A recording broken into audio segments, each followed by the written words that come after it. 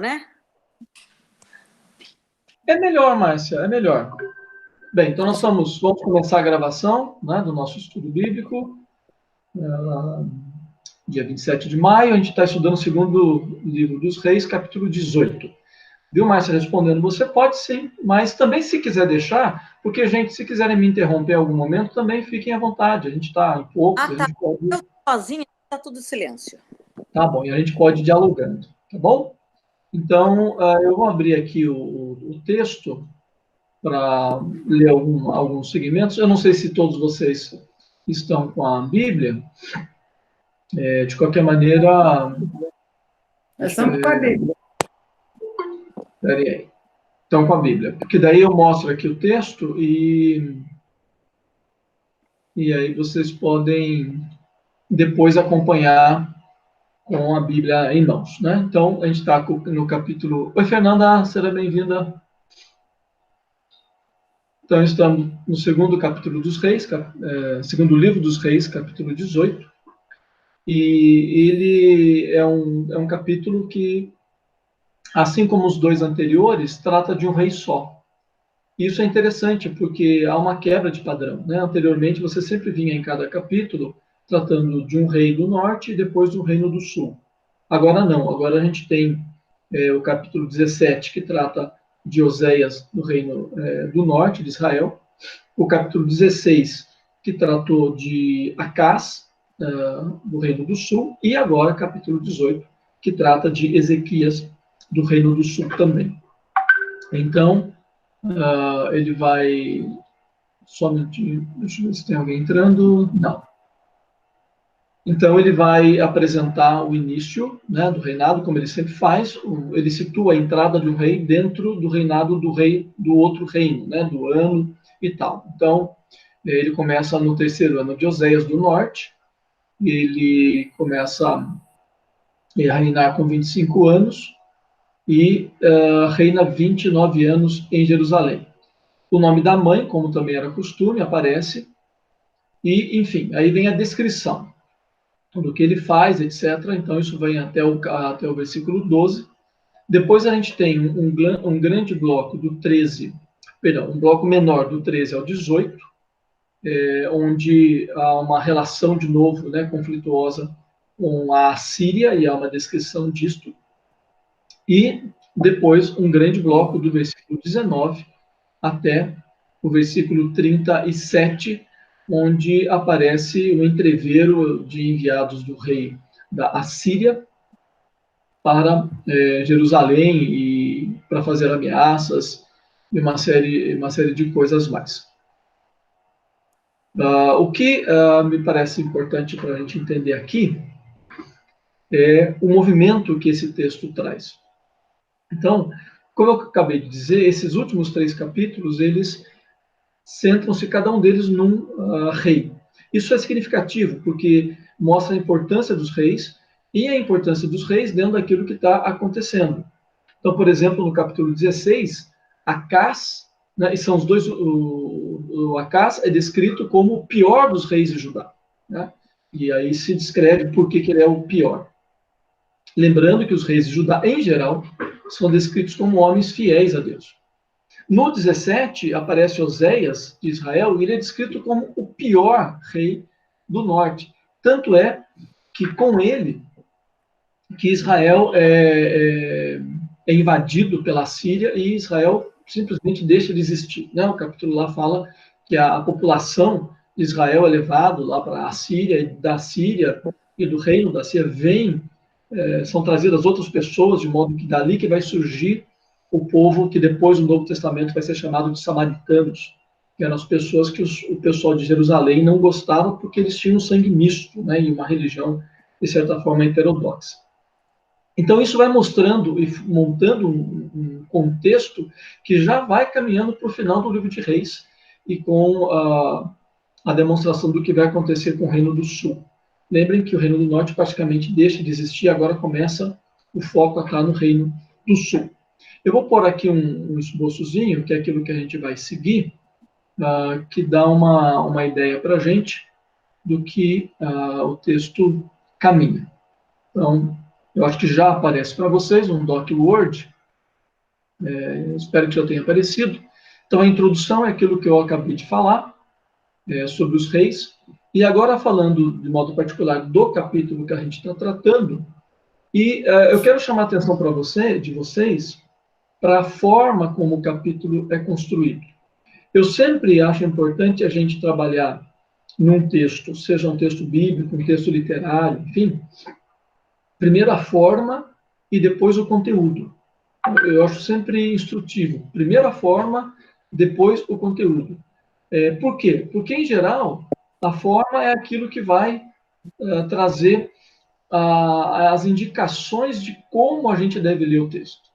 Então, aqui eu estou pensando no formato, ou seja, como o texto foi escrito, né? Porque o como ele foi escrito vai indicar para nós as intenções do texto junto com a gente. Então, vejam só, o texto, né, está escrito aqui, se desenvolve da informação objetiva para a subjetiva. Isso significa que a gente começa com informações muito claras e objetivas, né, e definidoras para a gente, então é aquilo e aquilo mesmo. Mas o texto vai progredindo para um grau de subjetividade, o que significa que quando um texto é subjetivo, quando ele não é totalmente claro, ele está pedindo para que a gente interaja com ele, para que a gente entre no texto e que a gente vá fazendo escolhas, a gente vá optando por direções. E claro que isso é sempre um risco. Então eu mostro isso no texto para vocês. No capítulo 18, do 1 ao 12, a gente tem, né, quem está contando a história, o narrador, e ele faz basicamente descrições. Ele apresenta informações objetivas. Então vejam, por exemplo, o versículo 5. Né? Aí vocês podem olhar na Bíblia de vocês, e eu vou olhar na minha aqui também, para a gente dar uma olhada no que eu estou querendo falar para vocês.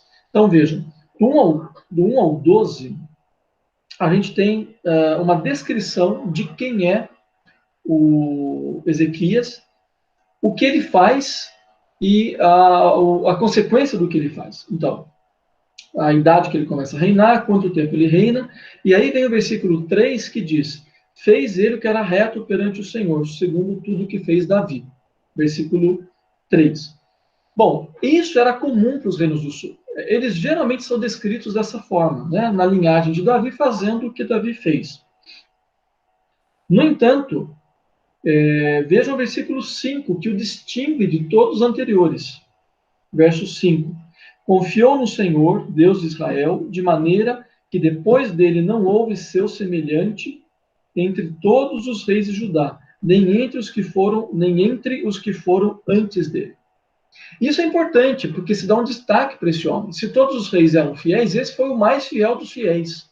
Esse foi o cara que, né, seguiu mais de perto a Deus. Por quê? Lembrem, eu estou dizendo que esse texto é um texto objetivo. De novo, o narrador dá a razão. Vejam o versículo 4.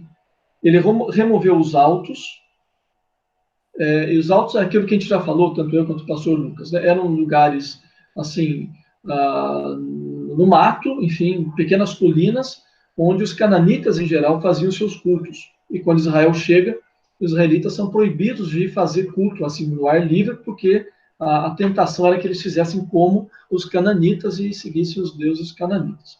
Então ele remove isso. Esses cultos eram muito populares. É meio tipo parecido com candomblé, com umbanda, que são coisas muito populares no Brasil, que são religiões assim do mato, do mar e tal.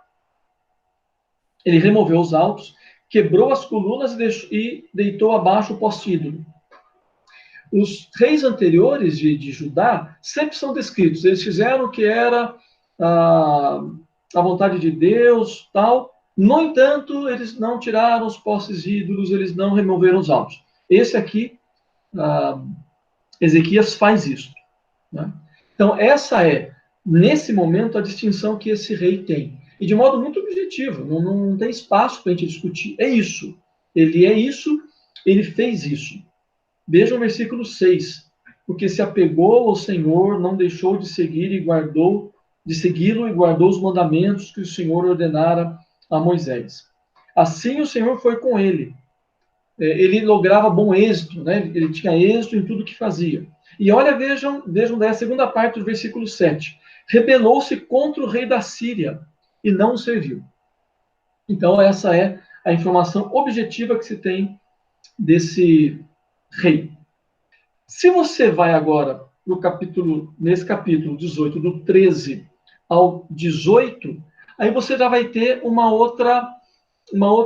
outro enquadramento, porque você ainda tem informações objetivas, mas você tem algumas coisas que ficam meio no ar. Vejam, por exemplo, o versículo 14. Leio o 13 para mostrar o contexto. Então, no ano 14º do rei Ezequias, subiu Senaqueribe, rei da Síria, contra todas as cidades de Judá e as tomou.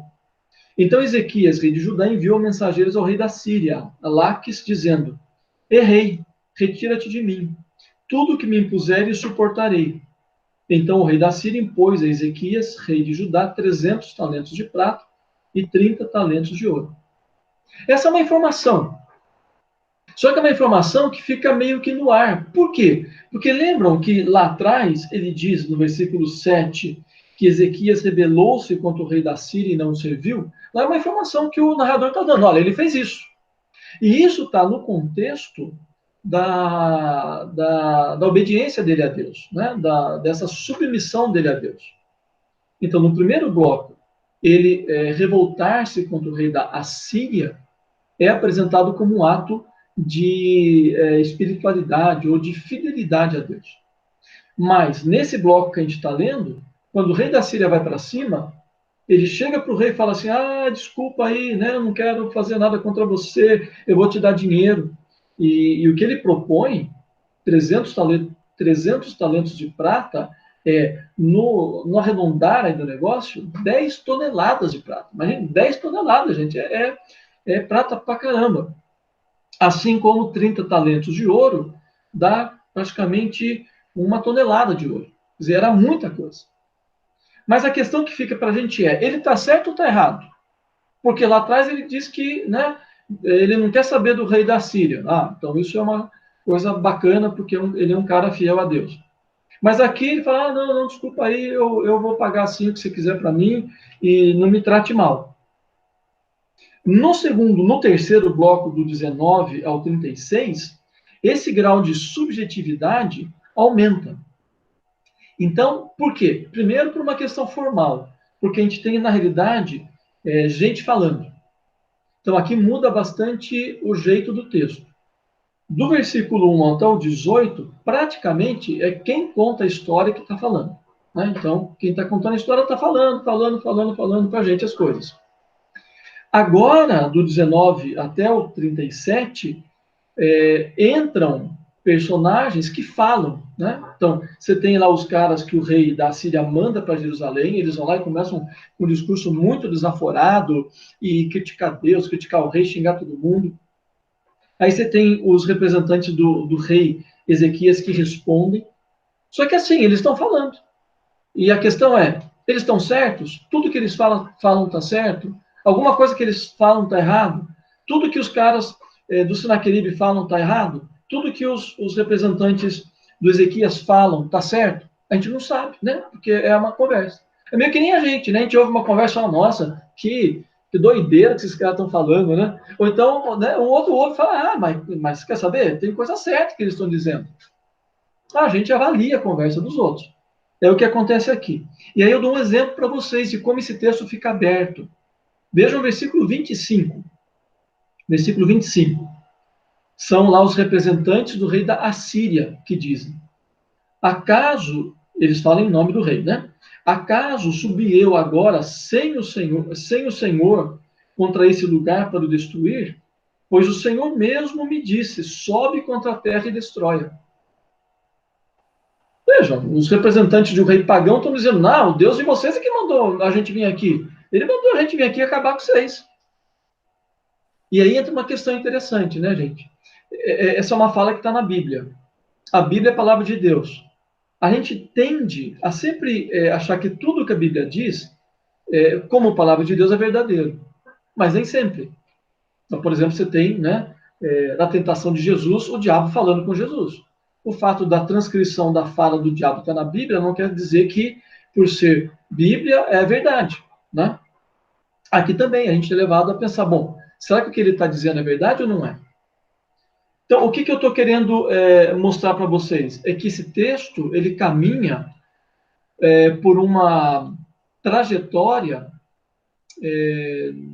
deixa eu ver aqui, vou apresentar de novo lá meu esboçozinho. Tá. Eu vou abrir aqui para ver se vocês estão enxergando. Apareceu para vocês, não? Não, para mim não. Não apareceu. Tá, é que eu não estou conseguindo deixa eu ver aqui, pôr esse texto. Eu vou fazer de novo. Só um minutinho, gente. Quero voltar para ele.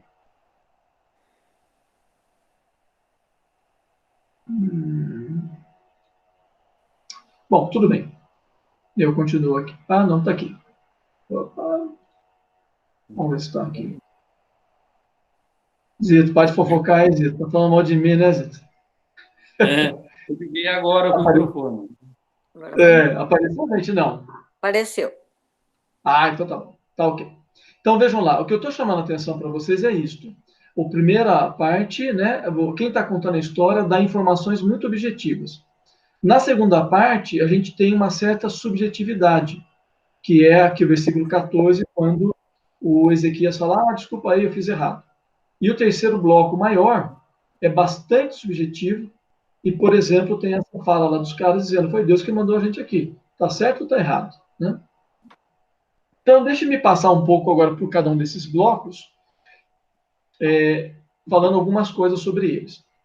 A primeira é essa avaliação de Ezequias, né? Por que ele é diferente dos demais? Então, aquilo que eu acabei de comentar com vocês, porque ele é o único rei até aquele momento que destrói os altos, acaba com o poste ídolo e aquela coisa toda. E também ele é descrito como um homem fiel a Deus, porque ele se rebela contra a Síria. Diferentemente do Acais. Lembra que o Acais, no capítulo 16, quando o reino de Israel, o rei de Israel e o rei da Síria, né? Síria e Israel vêm contra Judá, o que ele faz? Ele vai atrás da Síria e pede para a Síria para ajudá-lo. Agora não, agora o filho dele, o filho do Acás, né? O rei Ezequias, não, ele se volta contra, e isso é visto como positivo. Do versículo 9 ao 12, dê uma olhadinha na Bíblia de vocês, porque o narrador vai lembrar que foi exatamente a Síria que destruiu o reino do norte. Vejam no versículo 9. No quarto ano do rei Ezequias, que era o sétimo de Oséias, filho de Elá, rei de Israel, subiu São Manassés, rei da Assíria, contra Samaria e a cercou. E daí do 9 até o 12, ele vai dizer, a Assíria foi contra Samaria, contra o reino do norte, e destruiu tudo. E depois disso, se vocês verem o texto, o rei da Assíria vem contra o Ezequias. E a pergunta que fica no texto é, será que vai acontecer a mesma coisa que aconteceu com Samaria, agora com Jerusalém? Será que esse rei também vai destruir tudo? Quando a gente deveria esperar assim, não, Ezequias vai lá brigar com ele. Aí entra aquele texto, onde Ezequias fala, desculpa, né, não queria fazer isso, eu vou dar dinheiro para vocês. E aí entra essa pergunta, ele está certo ou está errado? Né? Gente, um problema textual no versículo 16. E agora eu quero voltar aqui para conversar com vocês. Olhem o versículo 16. Foi quando Ezequias arrancou das portas do templo do Senhor e das ombreiras o ouro de que ele, rei de Judá, as cobrira, e o deu ao rei da Síria. Então, isso está no contexto de quando o rei vai para lá, né? E o Ezequias fala, não, eu vou pagar para vocês, vou dar 10 toneladas de prata, 1 tonelada de ouro e tudo mais. O versículo 15 diz, Ezequias deu tudo isso e deu toda a prata que estava no templo e os tesouros que estavam, né, no palácio dele mesmo, do rei. Mais do que isso, versículo 16, é o que eu li. Ele vai lá no templo e retira das ombreiras o ouro que está lá. Só que aí tem uma questão. Ele faz tudo isso, e aí vem o versículo 17 e diz, o rei da Síria envia os caras para cercar Jerusalém. Bom, é estranho, né? Porque o rei da Síria diz, eu vou destruir vocês se vocês me pagarem. Aí o rei diz, não, eu vou pagar sim. Pega um monte de dinheiro, pega da porta do templo, tira o ouro e dá para ele. Em vez de ele dizer, beleza, gente, ou então, não, moçada, vamos negociar porque eu quero mais. Nada, ele já manda direto a turma para lá para destruir tudo. Aí o versículo 17, né? Contudo, o rei da Síria enviou. Qual que é o problema que eu estou apontando para vocês? Há algumas traduções, gente, da Bíblia. Eu vou olhar aqui a Bíblia, a Nova Bíblia Pastoral, que traduzem de um modo diferente. Quer ver? Olhem aí o texto de vocês, versículo 16, e eu vou ler aqui nessa outra tradução. Versículo 16. Nesse tempo, Ezequias mandou tirar também as portas do templo de Javé e os umbrais que Ezequias, rei de Judá, tinha revestido e as entregou ao rei da Síria. O que está faltando aí? Está faltando ouro, né? Tonelada de ouro lá, ouro e prata. Não tem né? ouro aí. E assim, o texto hebraico, lá desse texto da Bíblia hebraica, não tem a palavra ouro. Aí a gente pode perguntar, bom, mas por que o cara pôs? Provavelmente o tradutor da Almeida, que a gente está lendo aqui, que tem ouro, ele sabia que a porta lá tinha ouro. Então ele subentende que tira a porta para quê? Para fazer fogueira? Não, para agregar mais algum valor para dar para o cara, o rei da Síria. Mas o texto não explica isso, né? Então, o que a gente pode pensar é que talvez, se a gente entender que não tem ouro aqui, aquelas 10 toneladas de prata e 1 tonelada de ouro não eram suficientes para o rei da Síria, né? Então, o rei Ezequias fala, eu tenho isso aqui para você. Ele fala, não, isso não basta, eu vou invadir vocês para pegar o resto. É uma possibilidade. Se a gente entender que tem ouro, aí o cara é sangue ruim mesmo, né? Porque ele dá tudo, arranca a porta do templo, dá mais ouro e mesmo assim o cara vai para cima. Enfim, não dá para saber exatamente. Eu, particularmente, acho que o mais adequado seria não ter o termo ouro aí no texto, né? Para a gente ser até um pouco mais literal com o texto bíblico, né? Então ele manda a turma para lá e aí a coisa vai esquentar, né? Deixa eu voltar lá para o texto.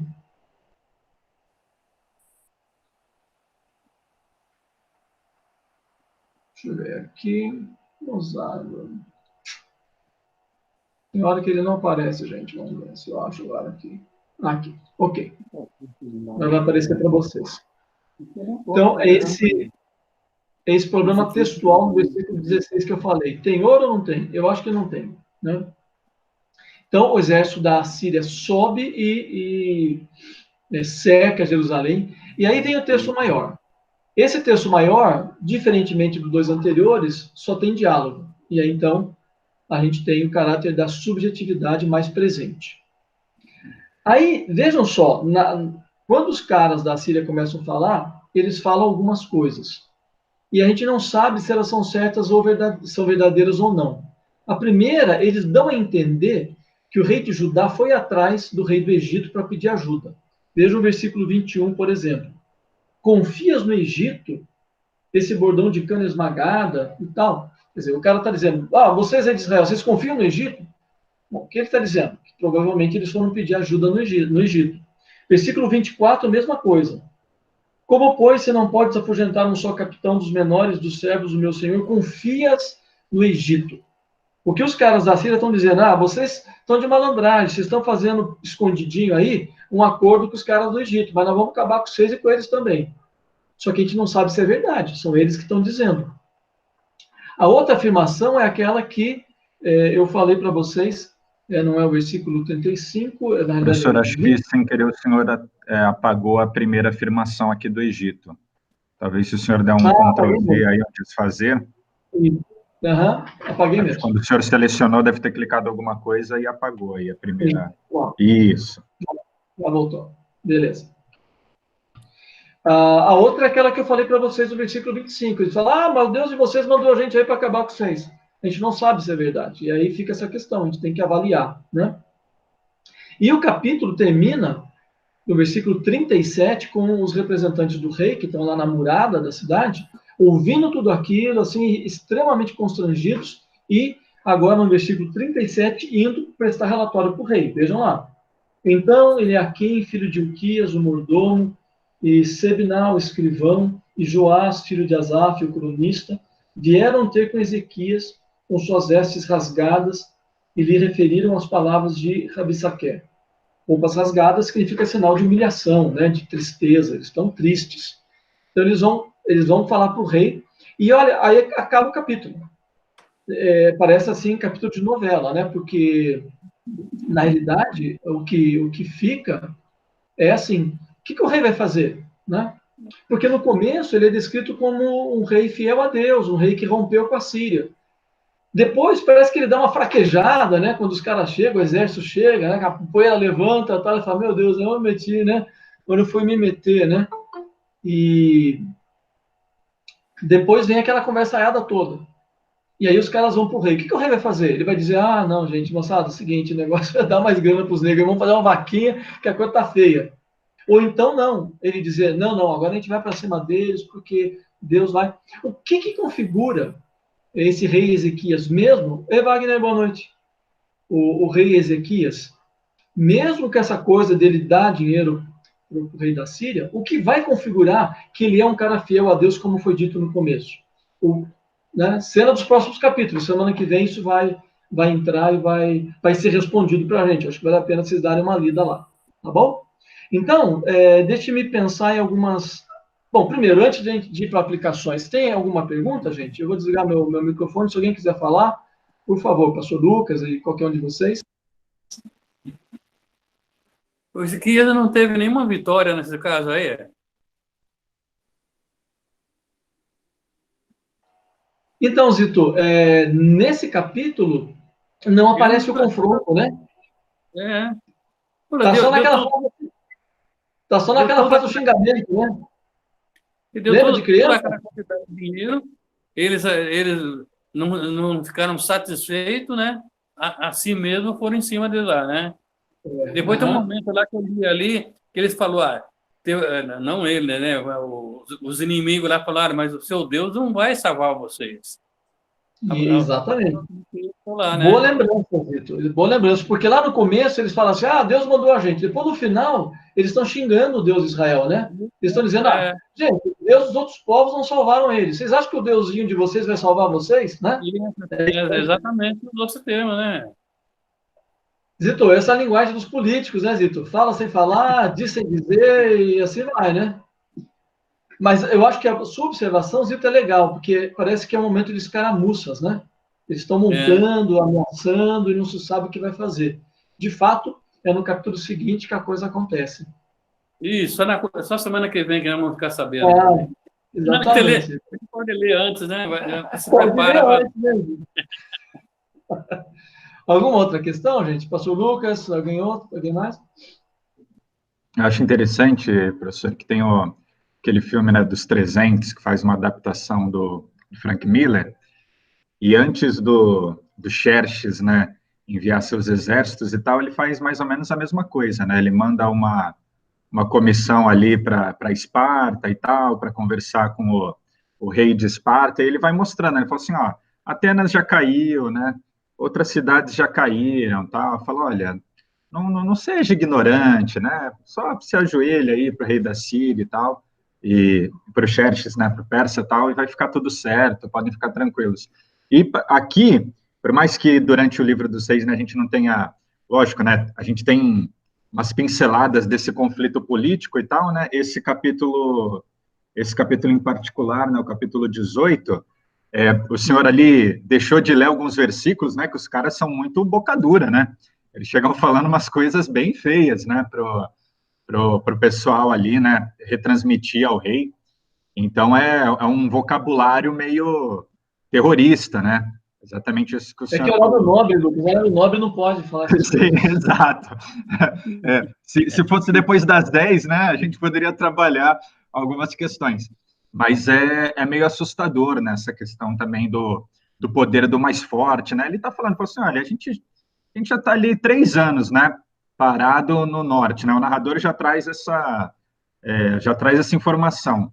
Samaria já caiu, né? O rei, vamos colocar assim, né? O rei companheiro ali de vocês já acabou, o reino do norte e tal. Vocês vão querer passar pela mesma coisa, né?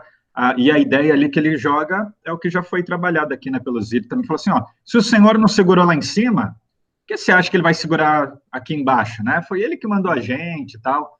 Então, toda essa trama política, né, que está sendo exposta aqui, é bem interessante a gente pensar justamente o que vai fazer o rei, né, como que ele vai se comportar, né, que fique para a semana que vem, mas achei muito interessante aí a forma, né, e essa apresentação da forma, né, do texto, como é importante para a gente poder ler, entender as tensões e a forma como o narrador quer que a gente tenha também essas sensações, né? Se de repente ele invertesse, né, começasse pelo diálogo e depois trouxesse algumas informações, você ia falar, tá, beleza, né? Então vamos ver o que vai dar, né? Mas ele te dá algumas certezas para depois te chamar para essas incertezas, né? E aí você fala, pô, e agora, né? Será que ele vai agir conforme aquilo que foi colocado, né? Como a gente sabe que foi póstumo, né? A narração foi depois, a gente imagina que uma grande coisa vai acontecer, né? Porque se ele foi colocado, né, como nunca houve nenhum antes e nenhum depois, aí você fala assim, meu, o que esse cara fez, né? Eu acho interessante essa expectativa que o narrador já... Tenho certeza que aqui todo mundo, né, se já não deu uma pincelada ali, né, rapidinho no capítulo 20, para saber, né, o que ele vai fazer, todo mundo vai tirar um tempo para fazer isso, porque o senhor aí brilhantemente expôs e traz essa vontade, né, de saber o que vai acontecer, como os bons textos sempre trazem, né, essa expectativa no leitor.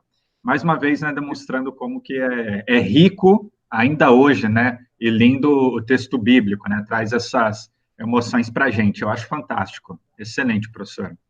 Muito bom participar dessa mais uma aula. Não vou esperar até quarta-feira, vou ler antes, viu? Porque estou curioso agora da sequência, viu? Vitor, você está proibido de ler a Bíblia, Vitor, até quarta-feira. A gente faz mais uma hora aí, o professor já dá um... Faz igual o pessoal está fazendo nas lives, né? Faz 2, 3 horas, vai até o final já do livro e... Mais alguém, gente? Mais algum comentário, pergunta, alguma coisa? Ok. Eu queria pensar 3 coisinhas com vocês a título assim, de aplicação, então, de atualização.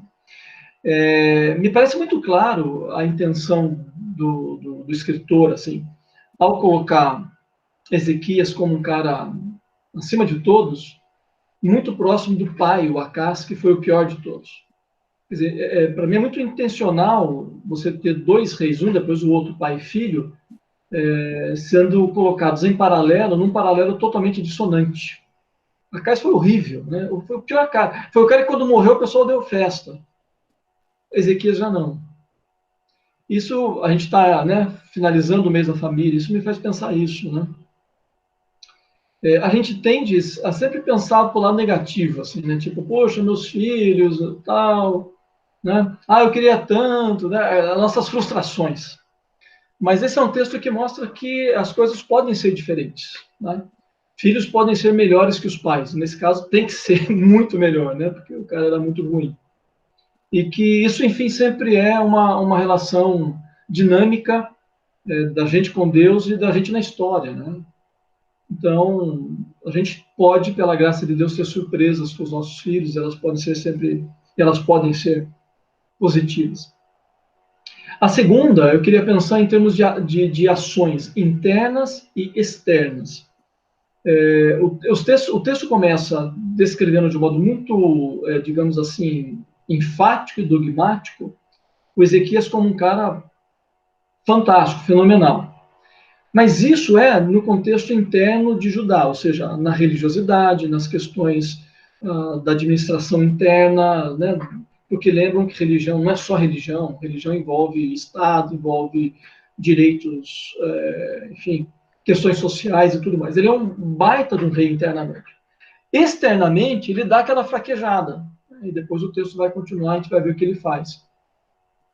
Ou seja, Nem sempre as coisas são exatamente redondinhas como a gente gostaria. Nem sempre a vida, como, né, diríamos, usando um vocabulário de algumas décadas atrás, nem sempre a vida tem arestas, né, quebradas, arrumadas, cortadas. A gente cresce meio disforme, né? Tem áreas muito boas na nossa vida, na relação com Deus, tudo, a gente está tudo acertado. Mas a gente tem áreas conflituosas, a gente tem áreas onde a gente é mais débil, mais fraco, né? E a gente vê isso na vida desse rei. Né? A gente vê isso. E isso, de certa forma, não o desqualifica, isso não faz com que ele seja menos do que ele era. E na nossa vida também. Né? Isso sim chama a gente para querer crescer, querer se desenvolver, a gente tentar ter consciência, né? Eu tenho pouca paciência com, né, criança, sei lá. Em casa eu... Ok, então são áreas que a gente tem que orar, que a gente tem que procurar dar mais atenção, né? É que nem carro, né, de Fórmula 1, né? Eles ficam, né, no computador vendo tudo, né? O que está certo deixa como está, né? Põe no piloto automático. Está procurando o erro, né? O pneu está mais calibrado, está menos, né? Enfim, a vida da gente é assim, né? É gozado porque a gente, eu acho, vocês podem me dizer se eu estou correto ou não, a minha impressão é que, assim, as últimas décadas, ou os últimos 10 anos, a gente ouve muito pouco falar em santidade, em buscar santidade. Então, não santidade no sentido, assim, alienante, mas santidade no sentido do crente ter a noção de que ele tem que ter uma vida em progresso, que ele tem que ter uma vida que vai se desenvolvendo, que ele tem que olhar para si, ele tem que ter razões pelas quais ele tem que orar para que Deus atue na vida dele, melhore o seu caráter, as suas emoções, o seu temperamento. Eu não sei, eu ouço pouquíssimo sobre isso, ou quase nada. Né? Então, acho que é uma área que a gente precisa trabalhar. E uma terceira reflexão é essa questão da forma do texto, a questão da gente avaliar o Ezequias, né? Porque a gente sempre tende a ser muito duro, assim, né, com os personagens bíblicos e tal, né? A gente geralmente é maniqueísta, né? Ou ele é extremamente bom, ou extremamente mal, ou está com Deus ou não está. Mas a vida mostra que não é exatamente assim, né, gente? Nós estamos caminhando. E o nosso olhar para ele é um olhar de alguém que está na história, né? Ele está na história, mas a gente também está. E como o pastor Lucas falou, essa é uma história contada a posteriori. Então, né, depois da história acabar, alguém vai e conta. A nossa história está se construindo. Né? Então, a gente ainda não sabe o que das nossas decisões e ações são adequadas, estão de conformidade com o que Deus quer. E isso traz esse dado de subjetividade em nós, né? Com o qual a gente olha um texto como esse. No entanto, eu acho que além da consciência histórica, a gente precisa ter esse olhar de tempo que está passando, do momento que a gente está vivendo, e a gente tem que ser sempre muito honesto com a gente mesmo. Né? Eu estou acomodado. Enfim, em tais áreas eu estou bem, mas em outras eu estou mal. Eu preciso dar um gás no meu trabalho, porque eu tenho mais uns anos aí para montar meu patrimônio, eu tenho que ter consciência disso. Enfim, né? Essa avaliação que a gente faz, às vezes, tão facilmente dos personagens bíblicos, nesse caráter subjetivo, também a gente precisa fazer na nossa vida com todos os riscos, né? Para que a gente, pelo menos, pense um pouco na nossa relação com Deus. Eram essas três reflexões que eu queria fazer, e aí eu abro de novo, né, para vocês quiserem pensar alguma coisa, enfim, comentar.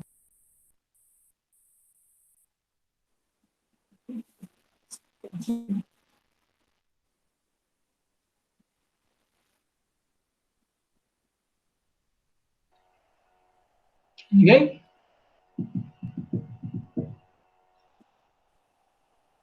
Ok. Então tá. Pastor, tem uma curiosidade. Quem que escreveu o livro de Reis? Eu procurei aqui no começo do livro, eu não achei isso. É um dado que é ocultado por uma escolha, né? Ou não sei, porque geralmente todos os textos bíblicos têm no início, né? Falando quem que escreveu. Como que foi isso? Fiquei curiosa agora. Não se sabe, Fernanda, quem escreveu o livro de Reis.